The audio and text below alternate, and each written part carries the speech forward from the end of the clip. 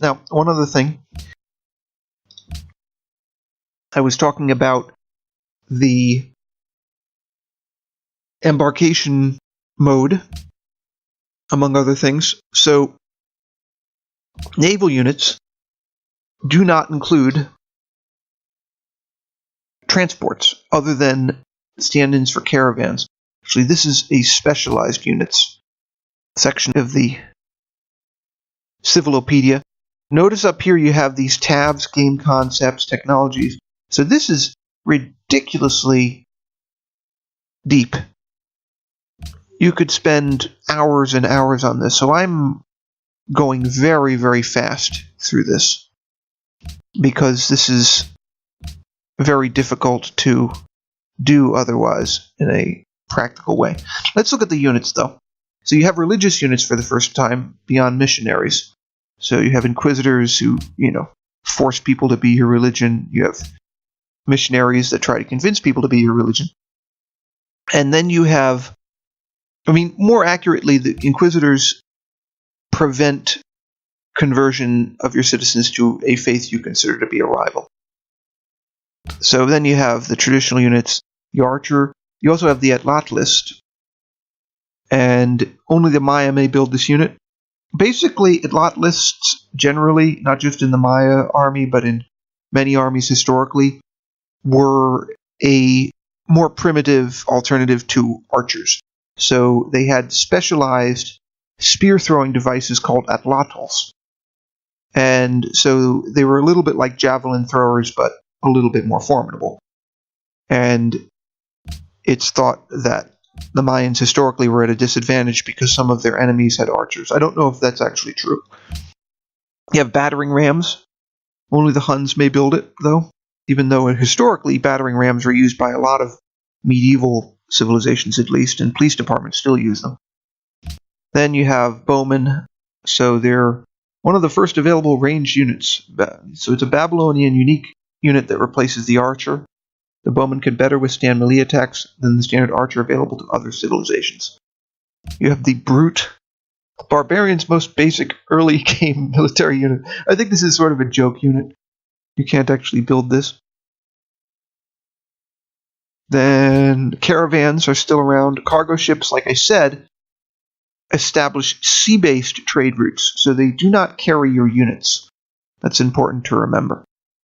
Then you have chariot archers, so they're new. And dromons, so it's a naval unit. Only the Byzantines may build it. And galleys. Galley is a barbarian unit in this game. And hand axemen. So the barbarian's replacement of the chariot archer. So again, a barbarians only unit. Hoplites. These are pretty well known. They were very important to the ancient Greek armies. So they used phalanx formation, but they sometimes had smaller shields. They were more offensive than phalanxes. And strangely enough, they don't give you phalanxes in this version of Civilization 5. But prerequisite technologies, Brown's working. So in a sense, the hoplites replace your phalanxes in Civilization 5. Then you have horse archers. Only the Huns may build it.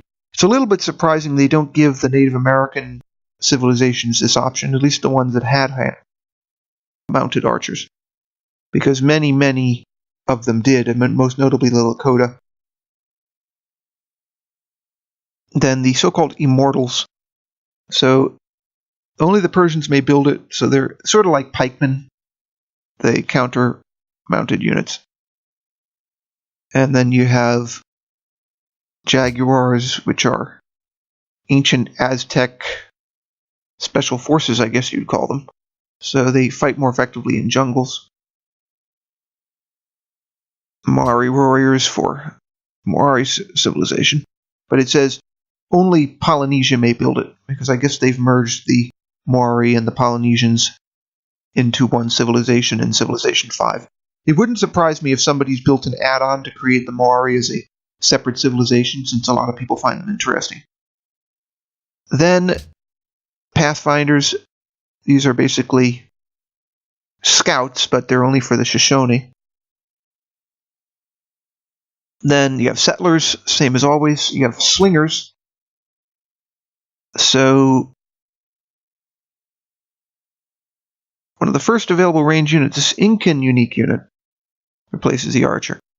I mean, clearly slings have always been used in the Middle East, going back to ancient times, so it's surprising that they chose a New World civilization for the slinger, but oh well. Then you have spearmen, so they also specialize in defeating mounted units. So you get them with bronze working. Civil service makes them obsolete. I'm not sure why that is. The unit gets upgraded to pikemen. That makes more sense because it's essentially their role. And then you have triremes, as always. You have war chariots. That's basically equivalent to the chariots historically. War elephants since Civilization 2. Warriors, so your most basic military unit, right at the beginning of the game. A workboat. Workboats are for building improvements in the water, so they're basically available from Civilization 4 onwards. So in a sense, they're a water version of a worker, essentially, because from Civilization 4 onwards, you build some of your improvements in the water. So you need workboats for that. Although, if I'm remembering right, building an improvement consumes the boat. This doesn't say so, but that's my memory of it. We'll probably find that out when I do the playthrough. And of course we have workers, since Civilization 3. Then you have the classical era, so you have the African forest elephant, so an improved elephant. Unique to the Carthaginians. Historically, they were the best known army to have them, although the Indians, I mean, I'm using the term very generally, but Indian armies had some of them too. Ballista, so siege unit that does major damage from a distance. So it's Roman unique. It's more powerful than a catapult. It's an excellent siege weapon. It's extremely useful against cities, but is quite vulnerable to attack. Be sure to protect the ballista with other military units. The ballista must first set up one movement point before attacking. Now, companion cavalry. So these are supposed to be built only by the Greeks, and they're basically quicker than the horsemen. We also have the Legion. The Legion is back for Civilization 5. I guess they figured Praetorian is too specific. It is a Roman unique unit, of course. You have Mohawk warriors for the classical era. I don't know Mohawk history well enough to know how far they go back, whether they were a distinct tribe in the Roman era. This is an interesting historical question because archaeologists have found Roman coins in the Americas, so it seems obvious that the Romans were trading with some New World civilizations. But which ones exactly, over how many years, this is slightly unknown. I mean, clearly wherever they found the coins, it's probably true. But it doesn't mean they weren't trading elsewhere. So would the Mohawks have been familiar to some Romans? It's a very interesting historical question. But in any case, when you have control of the Iroquois civilization, which again, historically, that's ahistorical because they were in pretty much 18th century civilization made up of many smaller tribes. They were a confederation, including the Mohawks. You can see why maybe they put the Mohawk warrior in the classical era to make the game more playable, because you can be the Iroquois from the very beginning of the game. In any case, I'm out of time on this part, so I'll continue this in the next one.